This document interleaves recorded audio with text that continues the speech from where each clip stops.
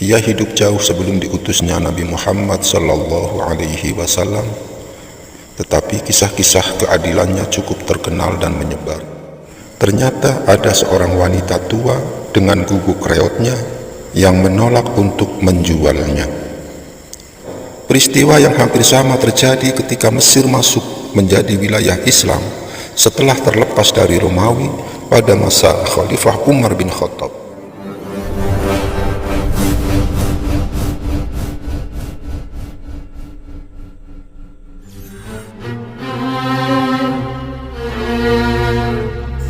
Assalamualaikum warahmatullahi wabarakatuh. Sahabat muslim yang dimuliakan Allah subhanahu wa ta'ala, semoga sahabatku selalu dalam keadaan sehat walafiat dan selalu diberikan rizki yang melimpah dari Allah subhanahu wa ta'ala. Amin ya rabbal alamin. Sahabatku yang baik hati, Anusirwan adalah salah satu kaisar Persia yang cukup terkenal karena keadilan dan kearifannya kepada rakyatnya. Ia hidup jauh sebelum diutusnya Nabi Muhammad sallallahu alaihi wasallam, tetapi kisah-kisah keadilannya cukup terkenal dan menyebar di kalangan masyarakat Arab. Walaupun sebenarnya ia dan rakyatnya adalah penyembah api, yakni beragama Majusi. Salah satu kisahnya adalah ketika Anusirwan akan melakukan pembangunan untuk meluaskan istananya. Ketika ia melakukan penggusuran dan pembebasan tanah beberapa orang rakyatnya, ternyata ada seorang wanita tua dengan guguk reotnya yang menolak untuk menjualnya. Berbagai upaya, ancaman dan rayuan, cara halus hingga keras dilakukan, tetapi wanita itu tetap bertahan. Wanita itu berkata, "Saya tidak akan menjual, walaupun akan dibayar dengan sekeranjang uang emas. Tetapi kalau dia, Kisra Anusirwan, akan menggusurnya dan dia memang mampu melakukannya, maka terserah saja." Para pelaksana pembangunan perluasan istana itu melaporkan hal itu kepada Anusirwan dan berencana menggusur gubuk reot wanita tua itu, karena posisinya memang tepat di tengah-tengah istana, di bagian depan pula.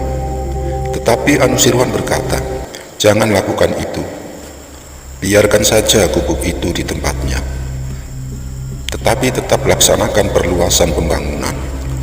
Pembangunan terus dilaksanakan, hanya saja ada pembengkokan untuk menghindari gubuk wanita tua itu. Ketika telah selesai dan tamu-tamu datang untuk menghadiri undangan Abu Sirwan dalam suatu acara di istana, banyak sekali yang berkomentar, "Alangkah indahnya istana ini jika saja tidak ada bengkoknya, yakni gubuk wanita tua itu."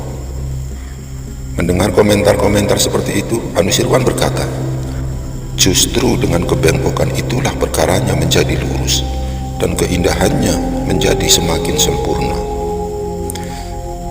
Sahabatku yang baik hati, walau secara penampilan memang kurang indah, tetapi itulah memang yang benar dan lurus.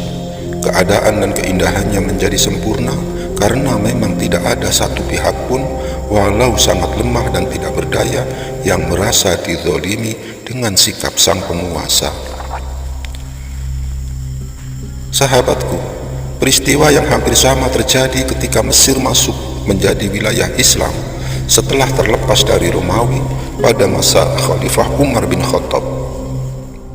Gubernur Mesir saat itu, Amr bin As, bermaksud mendirikan sebuah masjid yang kini dikenal dengan nama Masjid Amr bin As. Tetapi seorang wanita Qibti beragama Nasrani menolak ketika gubuk reotnya akan dibeli atau diganti dengan harga berapapun. Hanya saja Amr bin As tetap memerintahkan untuk menggusur rumah wanita Qibti itu agar pembangunan masjidnya segera selesai. Wanita Qibti yang merasa dizolimi oleh tindakan sang gubernur itu berjalan kaki menuju Madinah untuk mengadukan persoalannya kepada Khalifah. Mendengar pengaduan itu, Umar mengambil pecahan tembikar dan menulis dengan pedangnya, "Kita lebih berhak berbuat keadilan daripada Anusirwan." Umar memerintahkan wanita Kipti itu menyerahkan surat pecahan tembikar itu kepada Gubernur Amr bin As. Ia juga memberikan perbekalan yang berlebih kepada wanita beragama Nasrani itu, agar bisa sampai kembali ke Mesir dengan selamat. Ketika Amr bin As menerima surat dari Umar itu, ia langsung meletakkan pecahan tembikar tersebut di atas kepalanya, sambil menangis memohon ampunan kepada Allah. Ia memerintahkan para pelaksana pembangunan untuk mendirikan kembali gubuk wanita Kipti itu dan membelokkan bangunan masjid sehingga bentuknya membelok. Sahabat muslim yang dirahmati Allah Subhanahu wa Ta'ala, demikian yang bisa saya sampaikan. Semoga apa yang diutarakan pada hari ini akan menambah wawasan kita dan bermanfaat buat kita semua. Amin ya rabbal alamin. Saya yang fakir ini mohon maaf atas segala khilaf dan kesalahan. Billahi taufiq wal hidayah wal ridha wal inayah. Wassalamualaikum warahmatullahi wabarakatuh.